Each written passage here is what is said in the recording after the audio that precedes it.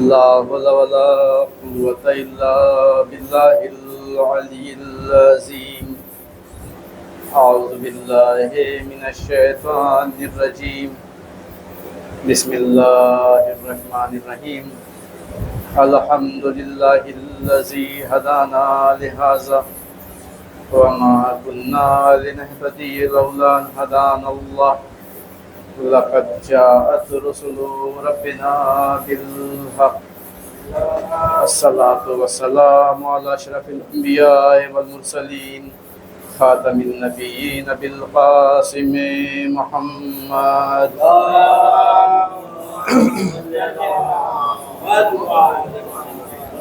وعلى آل الطيبين الطاهرين المعصومين ولعنة الله على أعدائهم أجمعين من يومنا هذا إلى يوم الدين. أما بعد فقد قال رسول الله صلى الله عليه وآله وسلم إني تارك فيكم الثقلين كتاب الله وعترتي أهل بيتي ما إن تمسكتم بهما لن تزلوا بعدي أبدا وإنهما لن يفترقا حتى يرد علي الحوض. صلوات پڑھیں محمد وآلہ. اللهم صل على محمد وآل محمد. عزیزان گرامی و بزرگان قدر، ہمارے نبی حضرت محمد مصطفیٰ صلی اللہ علیہ وسلم اللهم صل على محمد وآل محمد. ارشاد فرما رہے ہیں انی تارکن فیکم الثقلین، کہ میں تمہارے درمیان دو غرا قدر چیزیں چھوڑے جا رہا ہوں. کتاب اللہ و عترتی اہل بیتی، ایک اللہ کی کتاب اور دوسرے میرے اہل بیت.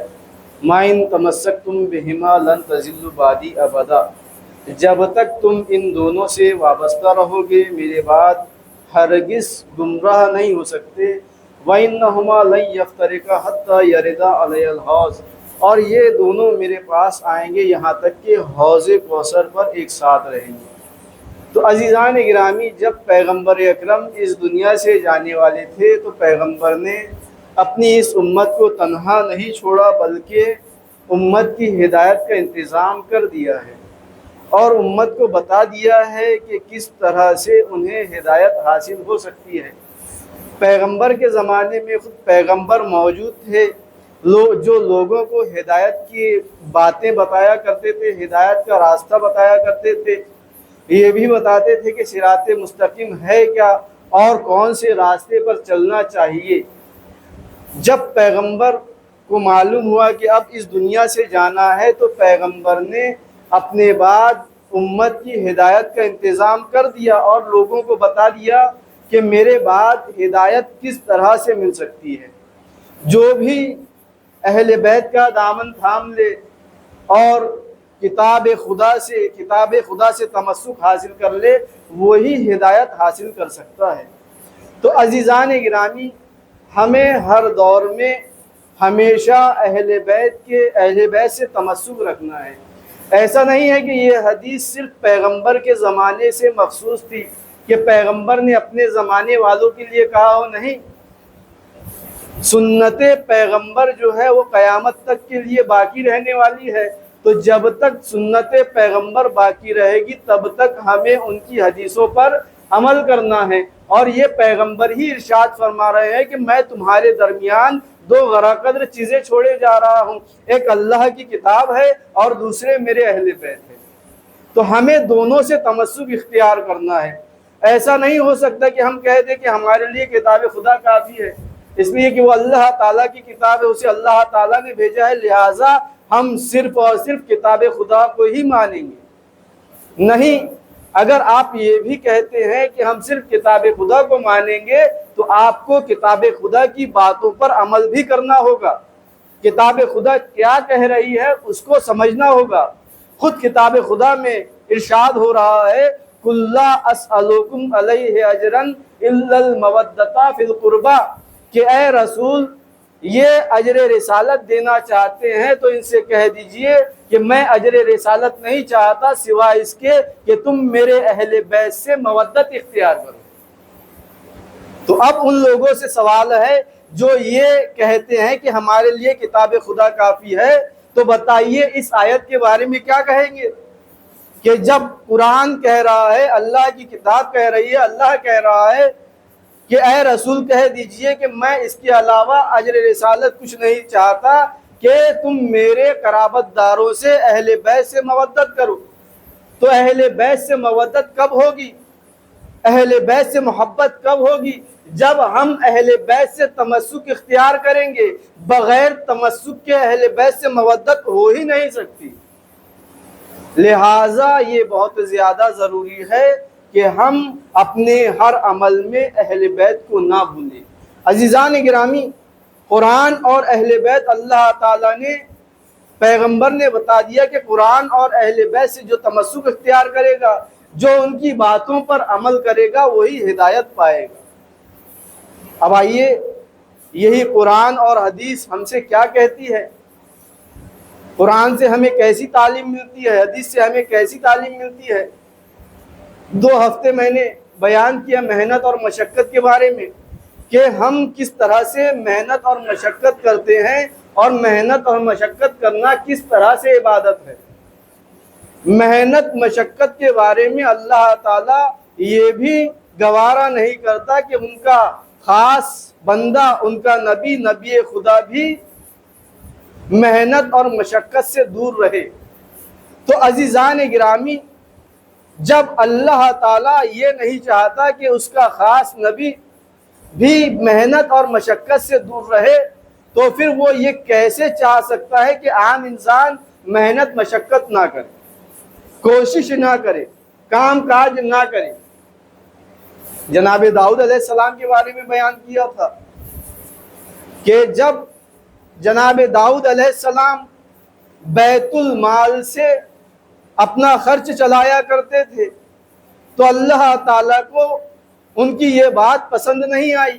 اللہ تعالیٰ ان پر وہی کرتا ہے کہ اے داؤد، تم میرے نیک بندے ہو، تم بیت المال سے خرچ لیتے ہو، یہ بات گناہ نہیں ہے، لیکن مجھے یہ پسند نہیں کہ تم بیت المال استعمال کرو۔ جب جناب داؤد علیہ السلام پر یہ وحی ہوئی تو 40 دن تک جناب داؤد علیہ السلام نے گریہ کیا، رنجیدہ رہے، غمگین رہے کہ اب میں کیا کروں۔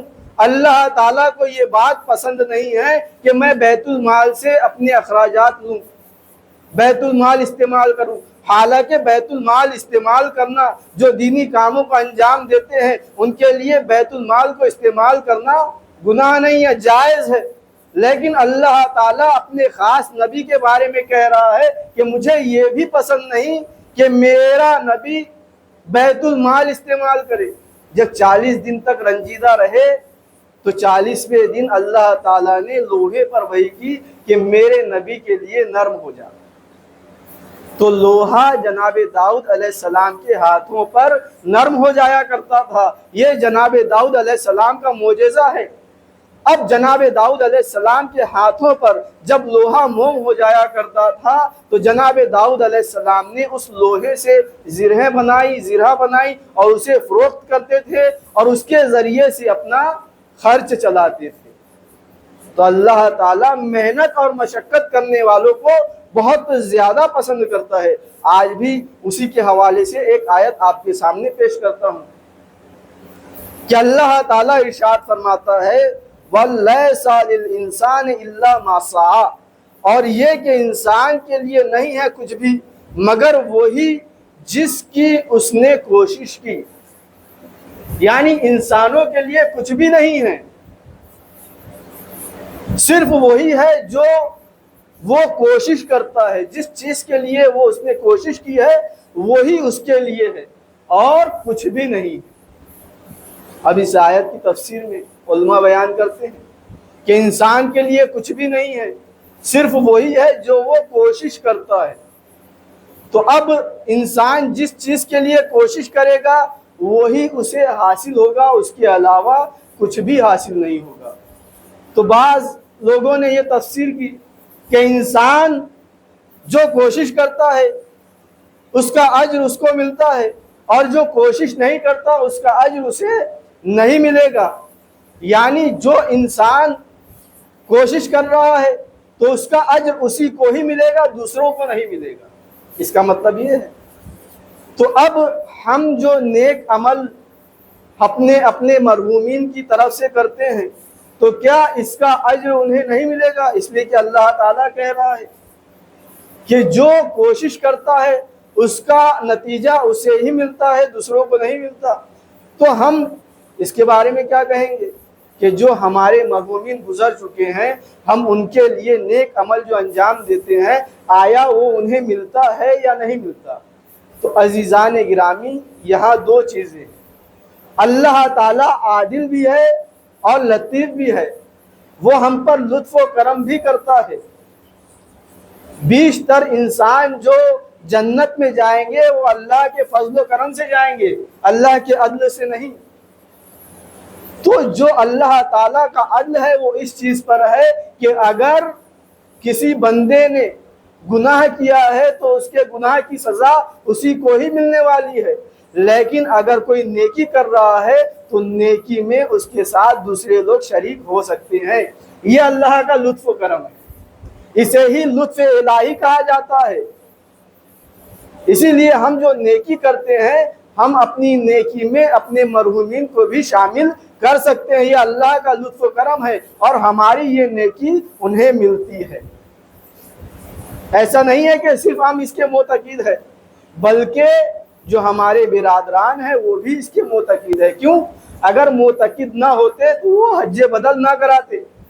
تمام مسلمانوں کے فرقے اس بات پر متفق ہے کہ حج بدل کرایا جا سکتا ہے۔ تو حج بدل میں آپ کس کی طرف سے ارکان انجام دیتے ہیں؟ جو بندہ مر گیا ہے یا جو مریض ہے نہیں جا سکتا اس کی طرف سے نیت کی جاتی ہے۔ عمل آپ کر رہے ہیں، ثواب اسے مل رہا ہے، نماز آپ پڑھ رہے ہیں، ثواب اسے مل رہا ہے، طواف آپ کر رہے ہیں، ثواب اسے مل رہا ہے، قربانی آپ کر رہے ہیں، ثواب اسے مل رہا ہے، یعنی تمام ارکان حج انجام آپ دے رہے ہیں اور ثواب دوسروں کو مل رہا ہے۔ تو معلوم ہوا اللہ تعالیٰ نیکی میں دوسروں کو شریک کرتا ہے۔ عدل کہاں ہے؟ عدل الہی، اگر کوئی بندہ گناہ کرتا ہے تو اس گناہ کی سزا اسے ہی بھگتنی پڑے گی۔ یہ اللہ تعالیٰ کا عدل ہے۔ صلوات پڑھیں محمد والے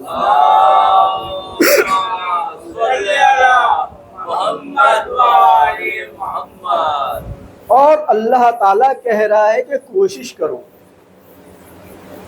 کوشش کرنا یہ بندے کا کام ہے اور اس کا نتیجہ دینا یہ اللہ تعالیٰ کا کام ہے۔ بغیر کوشش کیے اللہ پر توکل کر لینا یہ انسان کی بے وقوفی ہے۔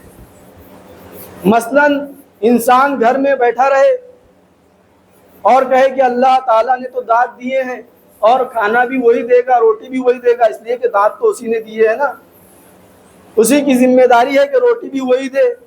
اب گھر سے باہر بھی نہیں نکل رہا ہے، کام پر بھی نہیں جا رہا ہے، گھر پر بیٹھا ہوا ہے توکل کیے ہوئے کہ اللہ تعالیٰ انتظام کر دے گا۔ تو عزیزان گرامی اسے توکل نہیں کہا جاتا۔ انسان پہلے کوشش کر لے، رزق کمانے کے لیے نکل جائے، رزق حاصل کرنے کے لیے گھر سے نکل جائے اور اس کے بعد اپنی تمام کوششوں کے بعد اللہ پر بھروسہ کرے کہ رزق دینے والا اللہ تعالیٰ ہے، اسے توکل کہا جاتا ہے۔ پیغمبر اکرم نے کہا کہ توکل کیا ہے؟ کہ اپنے اونٹوں کو باندھ کر رکھو، اونٹ کو کھلا چھوڑنے کے بعد یہ توقع رکھو کہ وہ چوری نہیں ہوگا، تو یہ بے وقوفی ہے۔ توکل کا مطلب یہ ہے کہ تم اونٹ کو باندھ کے رکھو، اس کے بعد اس کا نتیجہ اللہ پر چھوڑ دو۔ صلوات پڑھیں محمد والے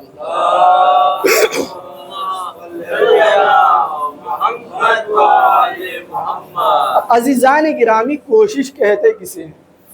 کوشش ہوتی کیا ہے؟ دیکھیے جناب ابراہیم علیہ السلام، جناب ابراہیم علیہ السلام نے اللہ تعالیٰ کے حکم سے جناب ہاجرہ کو اور جناب اسماعیل علیہ السلام کو صحرا میں چھوڑ دیا، جہاں ریت ہی ریت ہے، زندگی کا کوئی نام و نشان نہیں ہے۔ اللہ کے حکم سے اللہ پر بھروسہ کر کے پیغمبر خدا نے اپنی زوجہ کو اپنے بچے کو چھوڑ دیا، بھروسہ ہے اللہ پر۔ اب جناب ہاجرہ ہے، کوشش کسے کہتے ہیں؟ دیکھیے کوشش کیسی کرنی چاہیے۔ جناب اسماعیل علیہ السلام پیاس لگتی ہے، پیاس سے رو رہے ہیں، ماں ہے، ماں پریشان ہوتی ہے۔ اب پریشان ہونے کے بعد کس طرح سے کوشش کرتی ہے؟ ایک مرتبہ صفا کی طرف جاتی ہے، پھر آتی ہے جناب ابراہیم کے پاس، دیکھ لیا وہاں کوئی نہیں ہے، کوئی قافلہ نہیں ہے، کوئی لوگ نہیں ہے، زندگی کا ایک نام و نشان نہیں ہے، اپنے بچے کے پاس آ گئی۔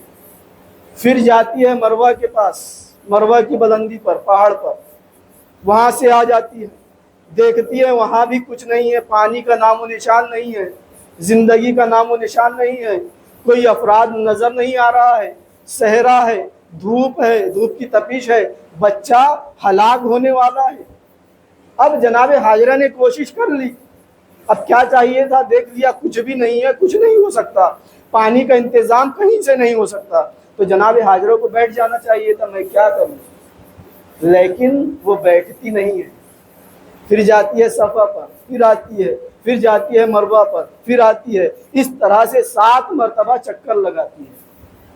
جب چکر لگا چکی، اب آ کر توکل کر کے اللہ پر بیٹھی ہے، یا خدایا کچھ انتظام کر دے۔ اسے کہتے ہیں کوشش، کہ اپنی طرف سے ہر ممکن کوشش کر لینا اور اس کے بعد نتیجے کے لیے اللہ پر بھروسہ کرنا کہ میں نے تو اپنی طرف سے تمام کوششیں کر لی ہے، اب نتیجہ دینا اللہ کا کام ہے۔ اسے ہی عربی میں صحیح کہا جاتا ہے، جو حج میں یہ عمل کہلاتا ہے اسے صحیح کہا جاتا ہے۔ تو جناب ہاجرہ کا یہ عمل اللہ تعالیٰ کو اتنا پسند آیا کہ تمام حاجیوں کے لیے اس عمل کو اللہ تعالیٰ نے واجب قرار دے دیا۔ تو اللہ تعالیٰ نے کیا انتظام کیا؟ جناب اسماعیل علیہ السلام نے ایڑیاں رگڑی اور وہاں سے زمزم کا چشمہ جاری ہو گیا۔ تو اسے کہتے ہیں کوشش۔ جب سارے راستے بند ہو جائیں اور ہم کوشش کرتے رہیں تو اللہ تعالیٰ ان بند راستوں کو بھی کھول دیتا ہے اگر کوشش کی جائے۔ ایسے ہی کوشش کا ایک اور واقعہ ملتا ہے۔ ایک نبی ہے، ایک خوبصورت خاتون ہے، 7 کمرے، 7 کمروں میں تالے لگے ہوئے بند ہے، آخری کمرے میں۔ اب یہ گناہ کی طرف دعوت دیتی ہے۔ اب یہ نبی خدا اگر یہ سوچ کر بیٹھ جاتے کہ 7 کمرے، 7 میں تالے لگے ہوئے ہیں، چابی میرے پاس ہے نہیں، میں کیا کروں؟ میں تو مجبور ہوں، اب میں کیا کروں؟ دیکھیے کوشش کسے کہتے ہیں؟ جناب یوسف علیہ السلام ہے اور جناب زلیخا ہے جو گناہ کی طرف کھینچ رہی ہے، لیکن یہ گناہ سے بچنے کی کوشش کرتے ہیں، دروازے کی طرف بھاگتے ہیں۔ اب یہ بھاگنا نبی کا کام ہے، جیسے ہی بھاگتے ہیں تالے کی طرف بڑھتے ہیں، تالا اپنے آپ کھل جاتا ہے۔ تو اللہ بتا رہا ہے کہ تم کوشش تو کرو، نتیجہ دینے والا میں ہوں، نتیجے کی تم پرواہ نہ کرو۔ صلوات پڑھیے محمد وعلی محمد وعلی محمد۔ اب ہم یہ سوچیں گے کہ یہ تو نبی خدا ہے، اللہ کے نبی ہے، ان کا اللہ پر توکل، ان پر اللہ کا بھروسہ، ان سے ہم کمپیئر نہیں کر سکتے۔ لیکن عزیزان گرامی، اللہ تعالیٰ نے کوشش کا نتیجہ رکھا ہے۔ اگر انسان کوشش کرے تو واقعاً اللہ تعالیٰ اس کا نیک نتیجہ دیتا ہے۔ ایک بہت بڑے بزرگ عالم گزرے ہیں، ان کا واقعہ ملتا ہے، ان کا نام تو نہیں معلوم۔ انہوں نے عالم بزرگی میں مدرسہ جانا شروع کیا۔ جب وہ مدرسہ جاتے تھے تو مدرسے میں جو عربی پڑھائی جاتی ہے اس کے 14 سیکے ہوتے ہیں، ضربا ضربا ضربو، تو اس طرح سے یاد کرنا پڑتا ہے، کافی مشکل ہوتا ہے۔ جب وہ مدرسے میں جاتے تھے تو چھوٹے چھوٹے بچے مدرسے میں ہیں، جب انہیں یاد نہیں ہوتا تھا تو بچے مذاق اڑاتے ہیں، دیکھو نا یہ کیسے انہیں یاد نہیں ہو رہا ہے، اتنے بڑے ہو گئے، اتنے بزرگ ہیں اور انہیں یاد نہیں ہو رہا ہے۔ تو پریشان ہوئے اور مدرسہ چھوڑ کر گھر کی طرف نکل گئے۔ جب گھر کی طرف نکلے تو ایک جھرنے کے پاس بیٹھے، انہوں نے دیکھا کہ جھرنے کے کنارے سے اوپر سے پانی بوند بوند کر کے پتھر پر ٹپک رہا ہے، اور جو پانی ٹپک رہا تھا تو اس پانی کے ٹپکنے سے پتھر میں سوراخ ہو گیا تھا، کافی گہرا سوراخ۔ تو انہوں نے دیکھا کہ جب اس پتھر میں سوراخ ہو سکتا ہے بار بار پانی کے ٹپکنے سے، تو میری زبان کیوں نہیں پلٹ سکتی؟ تو اب واپس پلٹ کر وہ گئے اور انہوں نے دوبارہ علم حاصل کرنا شروع کیا اور اپنے زمانے کے جید عالم بنے۔